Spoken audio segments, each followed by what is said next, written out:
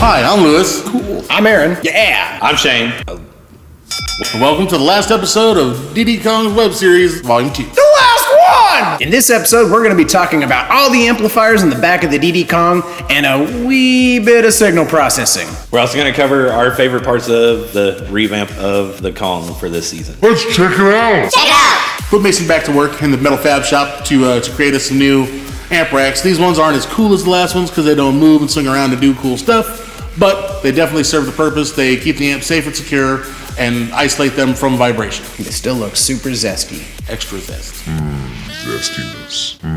Zesty. You know, with everything else, there's a finite amount of room in the back of the vehicle for all the gear that we have stuff back there. Luckily, Mason is a beast with a measuring tape because it literally came down to the last millimeter, but it fit. The reason why we went with 4 M5s this season versus the 2 Z2Cs last season, for one, was because we're going to change things. We may as well change things. The Zs would have been perfectly fine as far as being a power plant, but we changed a lot in the interior. We figured why not go ahead and change it up in the back as well. Power-wise, we're not up by a whole lot by switching from the Zs to the Ms, but they are a little bit easier to wire considering we're running a single amp per woofer, and it looks really cool. For Lewis, it's quite challenging. It's very difficult for him to operate these very small devices. Lewis has 5 kielbasa attached to each of his palms. It's always a comedic act.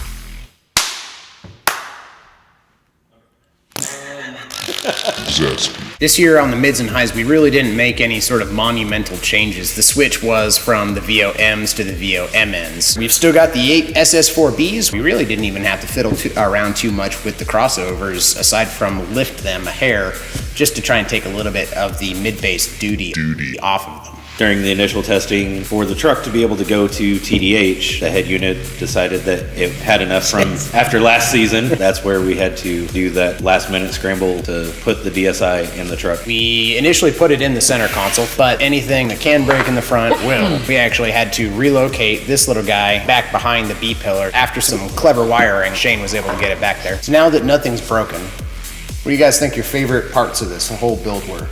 Favorite things for me was being able to engineer solutions to problems whenever we wanted to add the 6 alternators. All of that creative thinking, making it all work. The subtle details that we added this season under the hood. My favorite part was watching Shane his unending sadness of sanding upside down inside a box in a 90-degree shop. His pain, it sustains me.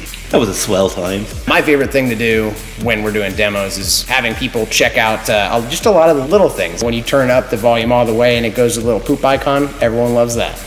Man, those 6 alts are hard to beat. You know, just because it's such a spectacle. You know, having the frames powder coated and all that stuff are a real eye catcher. You can't pop a hood and ignore 6 alternators. 6 alternators is awesome. So many parts. You know, the new 18s are the most current revision. I don't care what anybody says. It's always fun having the newest stuff. Plus, it gives us a chance to go out on the road and show people what the gear will really do. Then they get to not only experience a new product, but they get to see what sort of potential it holds, and it kind of gives them ideas for the future. It would be a good idea to give a shout out to all the amazing sponsors that we had this season. We should be like, thanks to JY Power for, supplying all the new, power that we're going to run at this time. Thanks to Tom at Ohio Generator for, kicking in another 3 alternators. That was spectacular. Then thanks to Hellwig for supporting all this weight around without breaking. Thanks to Shit On 'Em for being such a great marketing partner and for doing all that they do for the hobby as a whole.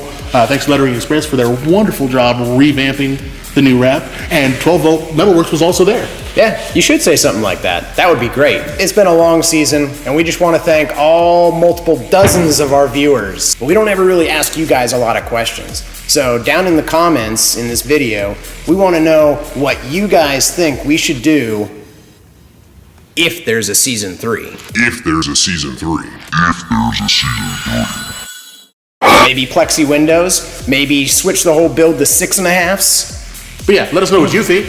You guys have 3 more chances to check out the DDKONG this summer. First one, Daytona.